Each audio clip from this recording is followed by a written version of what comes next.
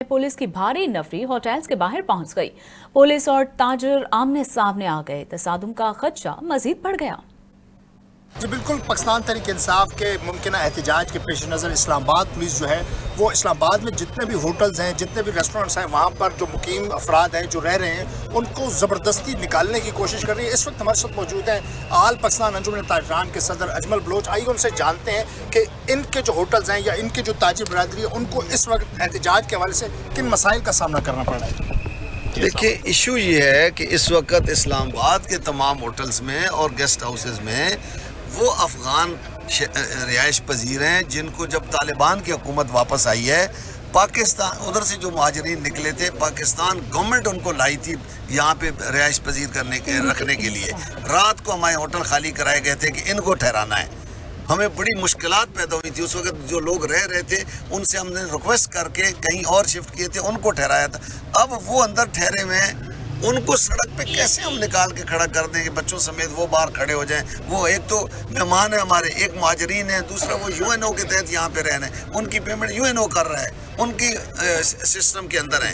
एक फहरिस्त मौजूद है कि वो कब से रह रहे हैं। हम इनको ये भी गारंटी दे रहे हैं कि वो बाहर नहीं निकलेंगे। 2 दिन अब कहते हैं तो हम उन पर पाबंदी लगा देंगे कि होटल से बाहर ना निकले, लेकिन कम से कम ये नहीं होना चाहिए जो इस वक्त सूरत हाल है शहर के अंदर कि ऐसे लग रहा है पता नहीं मुल्क में कोई जंग का समा हो गया है। इस टाइम हमारे पास यूएन के लोग ठहरे हुए हैं। तकरीबन हमारे पास फैमिलियाँ होंगी, तकरीबन 150 से 200 फैमिली है। इस फैमिली के साथ, हर फैमिली के साथ 8-10 बच्चे हैं। इस सर्दी के मौसम में हम ये अफ़गानिस्तान से आए हुए हैं, ये 2-2 साल से यहाँ पे हैं, कुछ 6 माह से हैं, कोई 3 माह से हैं। तो इन लोगों को हम निकाल के पिंडी कैसे भेजें? अगर तो इसमें कोई ये हमें रिटर्न में दे दें कि इनको निकालें, हमारी जवाबदारी है, तो हम निकाल देते हैं। अब ये मेल थ्रू मेल होती है, मेल के थ्रू हमारे पास आते हैं, उसके बाद इनका पूरा प्रोसेस हो के आए हैं। अब इन लोगों ने बाहर जाना है, इनके इंटरव्यू हो रहे हैं, इनको हम निकाल के रोडों पे कैसे बिठाएं?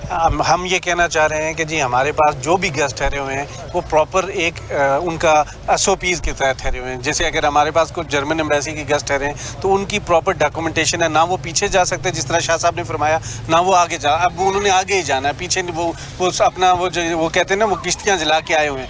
अब हम ये रिक्वेस्ट कर रहे हैं कि हम उनकी ये गारंटी दे सकते हैं कि वो बाहर नहीं निकलेंगे, ना वो कहीं बाहर कोई जाके किसी प्रोटेस्ट में साथ, तो वो उन्होंने कभी देना ही नहीं है। वो फैमिलीज़ के साथ ठहरे हुए हैं, जिस तरह एक फैमिली के 4-4, 6-6 बच्चे और माँ बाप रह रहे हैं, कि कहीं के 70-80 साल के बूढ़े वालिदैन भी उनके साथ रह रहे हैं। हम उनको अभी इस टाइम पे किधर निकाल के छोड़ें?